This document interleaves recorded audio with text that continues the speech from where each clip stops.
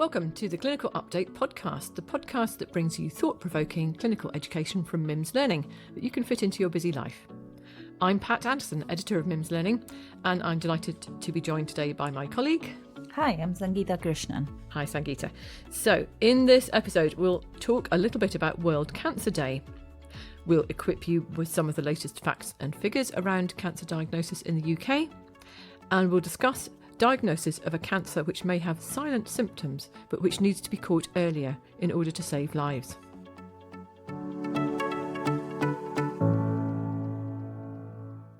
World Cancer Day was on 4th of February, as it is every year. It's an international day to raise awareness of cancer and to encourage its prevention, detection and treatment. And the theme this year of World Cancer Day was United by Unique. And what does that mean? Well, United by Unique is not a phrase that made instant sense to me, but reading about it on the World Cancer Day website, I understood what they meant. The idea is that people with cancer face common challenges, that is, they're united in their goals, but that cancer care needs to be person-centred and focus on the patient's unique needs. And I don't think anyone could argue with that. As part of the day, individuals, including doctors, are being encouraged to share their stories with the goal of securing lasting systemic change over the next 3 years. Some of the stories on the website are very moving. For example, Dr. Alina, who's a consultant paediatric oncologist from Pakistan, recounts stories of some of her young patients. And she points out that survival from childhood cancer in resource-limited countries is only around 20% compared to 80% in high-income countries. So, if you were to share a story about cancer and its treatment, what would you say? Perhaps take a moment to reflect. And if you shared this story more widely, might it have an effect on service delivery locally or even nationally? That is a powerful question. So much thought goes into managing a patient with cancer, including their circumstances, personal goals from the treatment, and accessibility. What if the patient were a young woman, a mother to a toddler, or an elderly person with limited mobility? The treatment goals would differ significantly in all cases. Sharing these stories is what will spark a conversation, inform patients, and inspire individuals.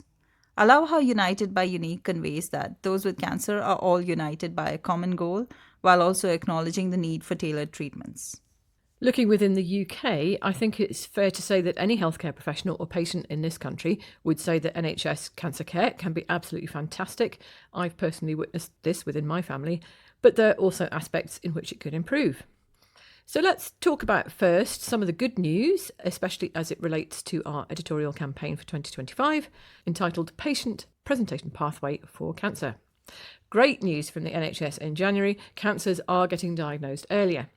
According to NHS England, rapid cancer registration data shows that over 120,000 of the 206,000 common cancers, or 58.7%, that were diagnosed between September 2023 and August 2024 were identified at an early stage. And this is an improvement of 2.7 percentage points on pre-pandemic levels, corresponding to an estimated additional 7,000 patients diagnosed at an early stage. Yeah, that does sound like really good news. Yeah, absolutely. And the factors that are said to be behind this include the increase in lung cancer screening, the increase in awareness of prostate cancer, driving more requests for PSA testing and thus earlier detection, and starting to see an improvement in early detection of bowel cancer. These 3 factors were mentioned by NHS England's Professor Peter Johnson in his recent interview with our colleague Rhiannon Ashman. Lung cancer is a particularly notable example, with targeted screening for high-risk individuals really reaping results. FIT testing for bowel cancer is also leading to more diagnoses, and in January 2025 we heard that home FIT testing will extend to hundreds of thousands more people aged 50 to 52. So again, that will drive more diagnoses of this common cancer. That's interesting, and it reflects the importance of cancer screening. Listeners will probably know this already, but 51% of all registered cancer diagnoses, excluding basal cell carcinoma and cutaneous squamous cell carcinoma, are represented by 4 main groups of cancer, that is breast, prostate, lung, and bowel. And there has been a rise in the incidence of bowel cancer According to research by Bowel Cancer UK, more than 2,600 younger people are diagnosed with bowel cancer in the UK every year. Preventive care for bowel cancer is important, especially because an earlier diagnosis means a better prognosis. Yes. So the big screening programmes cover breast, bowel, and now lung cancer, and there's a national conversation going on about how to identify men at most risk of harmful prostate cancer. So that's the 51%. The other 49% of cancer diagnoses represent other very important cancer types, including some cancers that tend to be diagnosed late. And this is worth looking at given that the NHS long-term plan target is to have 75% of people diagnosed at stage 1 or 2 by 2028, which is an ambitious target. We've looked at some very interesting tables provided by the NHS showing the stage at diagnosis for a range of different cancers. And we'll put a link to these in the podcast player so that you can have a look. So, for example, in men, we see that 51% of prostate cancer is diagnosed at stages 1 or 2, but only 27% of non-Hodgkin lymphoma, only 16% of esophageal cancer, and only 25% of pancreatic cancer. So in women, again, it's a similar picture, is 28% of non-Hodgkin lymphoma, 25% of esophageal cancer, and only 25% of pancreatic cancer, same as men.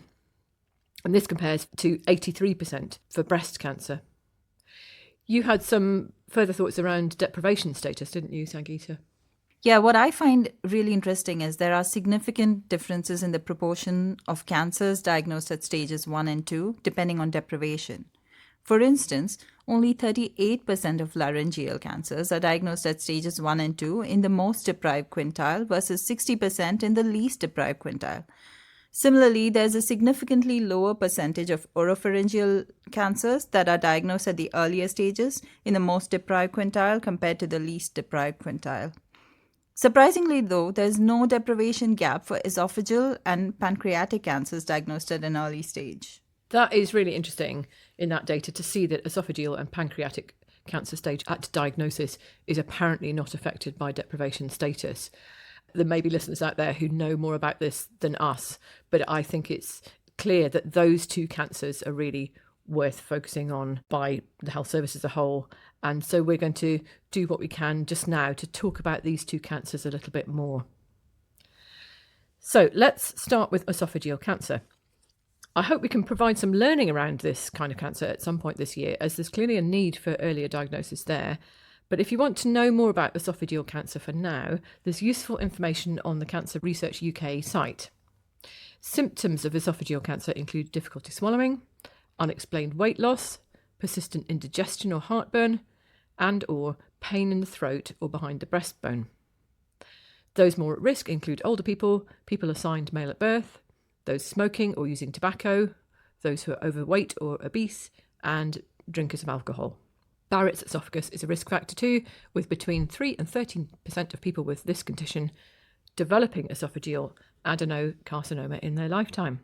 So as I say, we hope to revisit esophageal cancer later in the year, but we do have material coming through already on other cancers.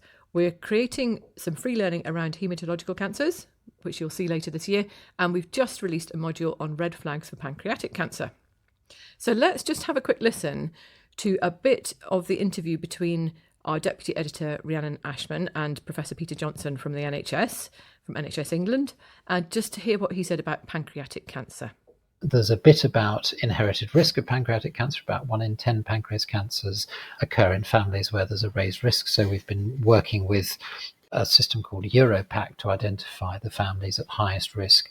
And then for the other 90% where it's not a familial tendency, one of the things we know is that people with recently diagnosed type 2 diabetes, particularly people who've lost weight, are at increased risk of having pancreas cancer, because diabetes is sometimes an early manifestation of pancreas cancer. So we're just about to launch pilots in primary care to see whether we can pick up people with recently diagnosed diabetes and weight loss and offer them the possibility of CT to look to see whether there's an early stage pancreatic cancer present. So again, a proactive approach to case finding in primary care. As Professor Johnson stressed in his interview, the NHS is keen to introduce more targeted screening, as has been used in the lung cancer screening programme, to good effect. But in the meantime, before this proactive approach starts to materialise in the NHS, we're delighted to be able to do our little bit by offering a new module on red flags for pancreatic cancer. And this is part of a whole new series of free red flags modules. Yes, this module is written by Dr. Pipin Singh, who is one of our very regular GP writers. He reminds us that pancreatic cancer is the 10th most common cancer in the UK, but it has only a 5% 10-year survival rate because of its late presentation. Do we know why people tend to present late when pancreatic cancer is involved? Well, pancreatic cancer doesn't usually cause symptoms in the early stages, which has led some people to describe it as a silent disease. It also seems that when symptoms do present, they may be subtle or non-specific. Dr. Singh says that diagnosis can be very difficult because the symptoms might include fatigue, abdominal pain, and reflux-type symptoms. GPs may conduct multiple investigations in primary care because before the pancreas is scanned, as obviously there can be a variety of causes for these symptoms. He does provide a list of red flag symptoms that could be helpful for GPs in keeping this possible diagnosis on their radar. This is the list of red flags for suspecting pancreatic cancer. It's quite long, but worth going through.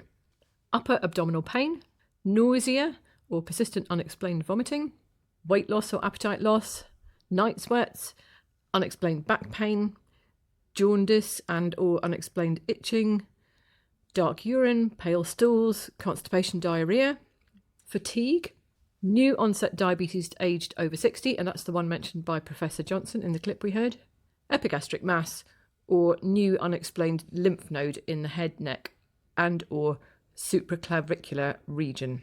And materials from the charity Pancreatic Cancer reinforce this message about these symptoms for patients. It focuses on 6 key symptoms: persistent indigestion, new onset diabetes, jaundice, mid-back pain, change in bowel habit, and unexplained weight loss. So that's some information about symptoms. What risk factors should GPs be looking out for? Risk factors for pancreatic cancer include alcohol, smoking, a history of pancreatitis or pancreatic cysts, a family history of pancreatic cancer, having the BRCA1 or BRCA2 gene, familial cancer syndromes such as Lynch syndrome, and African Caribbean ethnicity. Dr. Singh outlines some questions to ask, examinations to conduct, and recommended investigations in his red flags module. He points out that tests and investigations already done might suggest this clinical picture. For example, a patient might have had a scan already somewhere else, or have had blood work that suggests an obstructive jaundice pattern. And what kind of scan is recommended for suspected pancreatic cancer? So apparently ultrasound scanning is not the best method of imaging the pancreas, and Dr. Singh recommends requesting a CT scan with a specific request for the pancreas to be visualised. There may, of course, be scenarios where a GP would just admit the patient directly, such as in the presence of liver function tests suggesting significant obstruction. If there's new onset jaundice, severe pain, or diabetic emergencies such as diabetic ketoacidosis or hyperosmolar hyperglycemic state. Or you may wish to make a referral to a cancer pathway, or if the symptoms are not meeting referral thresholds, to carry out primary care investigations, which might inform such a referral. But what happens if these investigation results don't meet the referral criteria? These cases are when safety netting would come in. Dr. Singh stresses the importance of safety netting and says that the time frame for someone to come back in if their symptoms haven't resolved yet has to be set. There has to be clarity around whether the patient is expected to contact you or whether there's going to be a review scheduled by the GP. Yes, this is a really important point because the patient's circumstances will probably have an impact on whether you'd follow up proactively or not. This is at the heart of general practice, where symptoms may or may not be linked to serious pathology and where communication and safety netting are absolutely vital pieces of the puzzle. So going back to the United by Unique concept of World Cancer Day, your patient and their symptoms are unique, but as a GP, you're united with the rest of the NHS in working towards earlier cancer diagnosis. Things are clearly going in the right direction, so keep up the good work.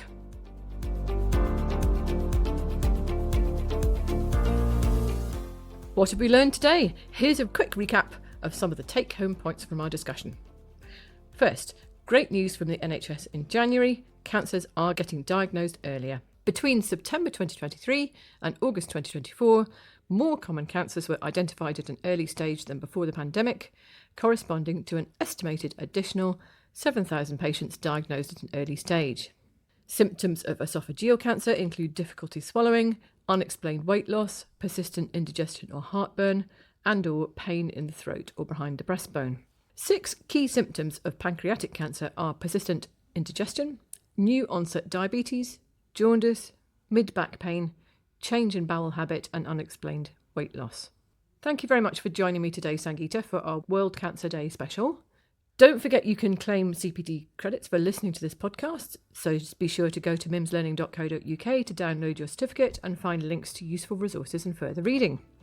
Thanks for listening. We've been the MIMS Learning editorial team, and this episode was produced by Till Owen. Next week, Rhiannon is talking to Dr. Matt Sawyer and Dr. Mike Thompson about environmentally sustainable primary care. So that should be fascinating. We'll see you then.